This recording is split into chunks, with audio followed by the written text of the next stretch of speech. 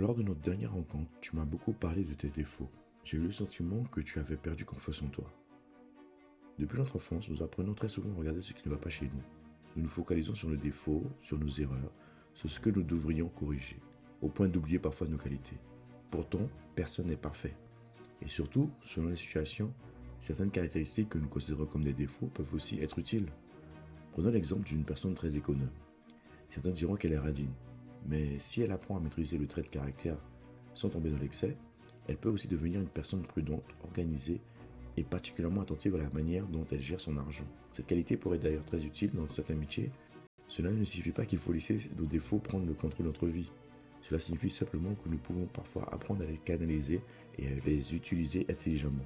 Il y a quelques années, j'ai regardé une vidéo sur YouTube où il y avait une interview de Tim Grover, notamment connu pour avoir entraîné de grands sportifs comme Michael Jordan et Kobe Bryant. Il parlait de ce qu'il appelle notre côté sombre, c'est-à-dire l'ego, la colère, la jalousie, le désir de réussir. Selon lui, nous possédons tous une part sombre. Le véritable danger apparaît lorsqu'elle finit par nous contrôler. Mais lorsqu'une personne en prend conscience, qu'elle apprend à maîtriser et qu'elle sait quand l'utiliser, cette énergie peut aussi la pousser à avancer et à se dépasser. Bien entendu, il ne s'agit pas de justifier les comportements destructeurs. Il s'agit de reconnaître ce qui existe en nous afin d'éviter que cela dirige notre vie à notre place. Pour reprendre cette idée, je vais vous parler d'un de mes défauts. La plupart du temps, j'aime être seul. Je n'aime pas avoir constamment beaucoup de personnes autour de moi. J'apprécie de faire des activités de temps en temps avec mes amis, mais j'ai aussi besoin de cette solitude. Cela explique probablement pourquoi j'ai très peu de liens amicaux. Pourtant, cette solitude m'apporte aussi quelque chose de positif. C'est elle qui me permet de réfléchir, de prendre du recul et surtout de faire cette vidéo que vous entendez aujourd'hui. Pour vous donner un exemple très concret, il y a à peine 24 heures, je recevais des amis chez moi. Aujourd'hui, il est à peine 6 heures du matin, c'est calme, en milieu chez mon voisin Clairbois. Je suis en train de répéter mon texte pour faire cette vidéo. Tout ça pour vous dire que j'ai besoin de cette solitude. Sinon, et je le sais très bien, mes projets n'avanceront pas. Ce que certains pourraient considérer comme un défaut est donc aussi devenu, pour moi, un espace de création. Prenons l'exemple maintenant de la gentillesse.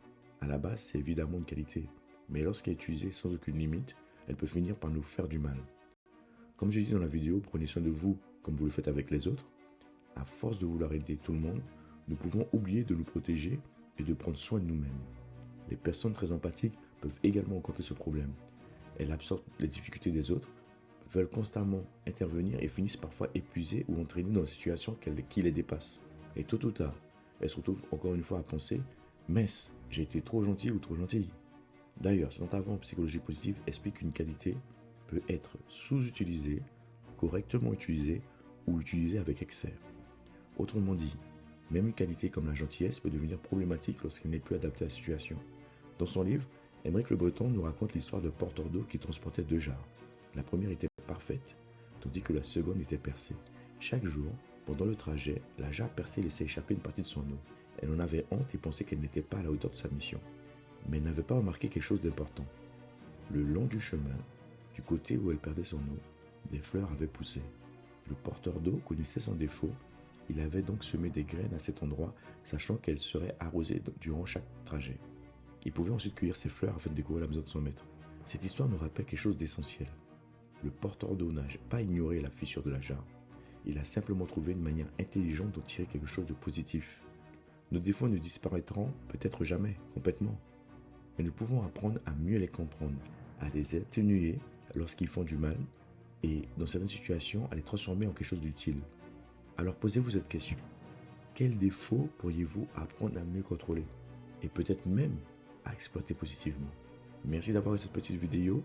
Si ça vous a plu, mettez un petit like et abonnez-vous. On se retrouve très bientôt pour le prochain thème. Prenez soin de vous.